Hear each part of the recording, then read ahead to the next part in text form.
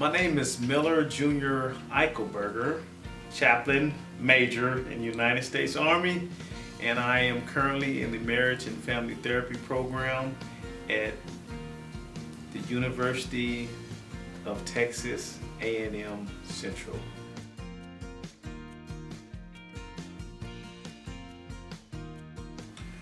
My preferred therapeutic approach to counseling is solution-focused therapy.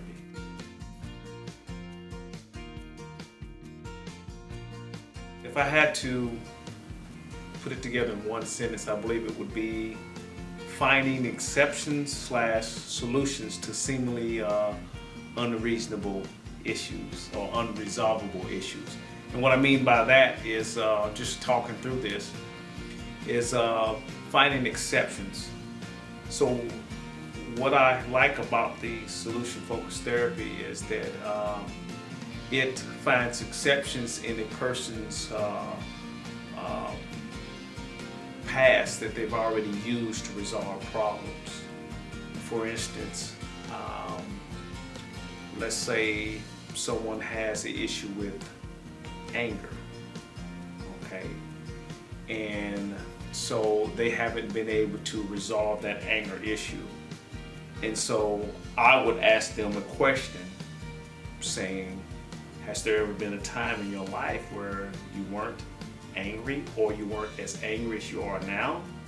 And that would have them think about something in the past, which I believe the solution-focused therapy, it reaches in people's lives and it helps them to think back of the resources that they have within them, those that they've used before and or those that they've heard people use, and they're able to take those resources. That's that exception, when this issue was not an issue at all. So that's what I love about solution-focused therapy, and that's the way we kind of sum it up in a long sentence.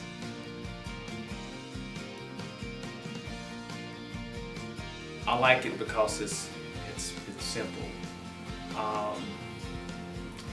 It's not simple as a child can come in and say, okay, we're going to use solution-focused therapy on you today.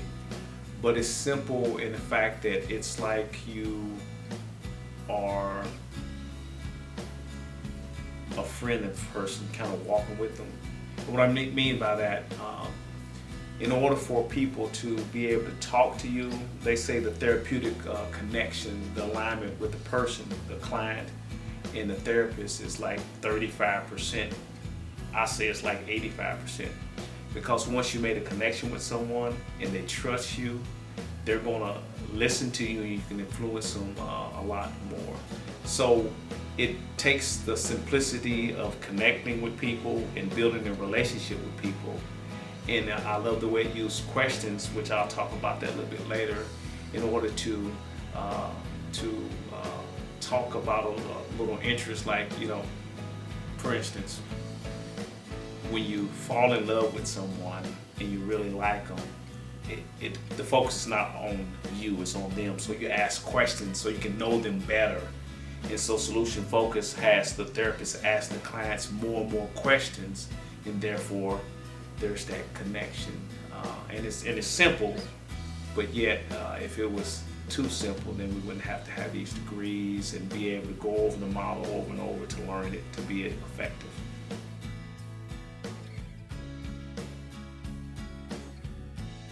That's a good question. Because of the simplicity, you have people on the other side saying that, okay, it's too easy. They say it's too easy because the model, solution-focused brief therapy, they use around 6 sessions or less to be able to get to a solution. So some of the folks that are in use other theories, cognitive behavior therapy, they say, well, this is too easy. Some other things that they talk about is that it can't be used on serious issues such as suicide. But I disagree with that because, for instance, if you have someone that had suicidal ideation, for instance, a soldier is 25 years old, male, and he comes to you with suicide ideation, you talk with them and says, solution focus. Has there been a time where perhaps that you haven't had suicide? And he might say yes, but I would ask another question. Has there been a time in your life where you had suicidal ideation and you were able to get past that? And maybe they say, okay, at age 15 I was. Okay, so my thing would be, solution focus, connecting with them. Well, that's been 10 years and you haven't committed suicide. How did you do that? How did you manage for 10 years without completing suicide? And then I would pull on those resources, Well, I talked to somebody and I did this and that, and then so I'll look to those exceptions and everything. So it can be used on something like suicide. Another thing that people say, there's a misperception of this approach, is that the fact that it neglects the past and the problem.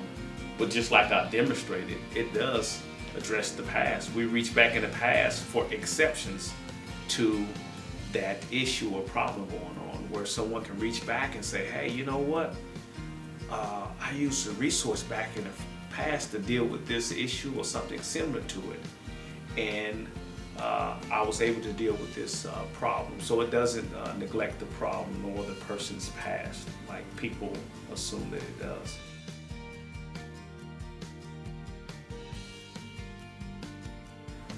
That's a good question. With all the different models out there,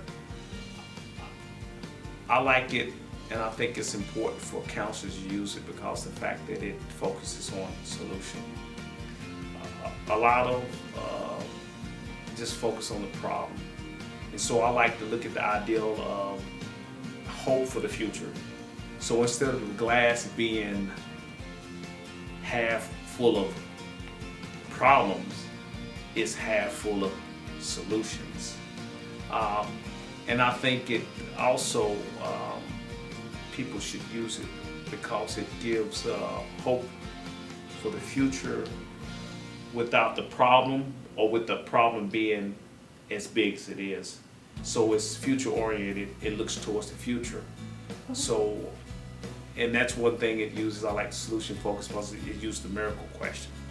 And with the miracle question, for example, looking at the future with hope, if someone comes in and they're having an issue, then you talk to them about, okay, let's say that you go home tonight, do your regular routine, go to sleep. A miracle happens while you sleep. Boom, belly down, something happens. You wake up in the morning, the problem gone. What is the first thing that you would notice? Or what would the first thing someone notice, your wife notice, your spouse notice, your children notice that's different without this problem? And then they start describing this future minus the problem. So I think people should use that because people need hope that there is a future in this issue. It's not the end of life. I also look at that it helps install resiliency in a person's life. The Army uses this thing, resiliency, talk about the ability to bounce back. And so with the solution focus, what you're doing is you're actually kind of pumping people up, saying, hey, dude, girl, you've already licked this in the past. You got the resources, and here's an example of you in the past where you overcame this issue. So it gives them this confidence that, you know what? You're daggone right. I can kick my issues butt every day. So yeah, that's it.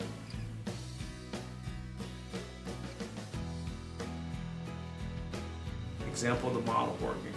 I think a good example is the one I used earlier with the gentleman with the suicide. And so with that, I would ask him a scaling question. So I'm gonna give an example of adding some more to the solution focus. So I'll do a scaling question saying, okay, so let's say 0 is that you're like not suicidal at all, you're doing just fine. And 10 meaning, hey, I got a gun in my bag with me, I'm gonna blow my brains out. Where are you at today? And let's say they say, hey, 5. I say, okay, 5, wow. It's not It's not 10, that's great, it's 5. So what are some things we can do to shift it from 5 to 4? And so those things like that, and combined with the miracle question of how would it be when you would not have these thoughts, and have them reach inside their lives and see these resources. Well, I've stopped reading books, I've stopped listening to music, I stopped doing this. So if I do this, then it'll be better. And so to kind of sum it up, solution focused therapy, I think is the best therapy. I think it's simple. I think it instills hope for the future of people, and I think all therapists should use the model.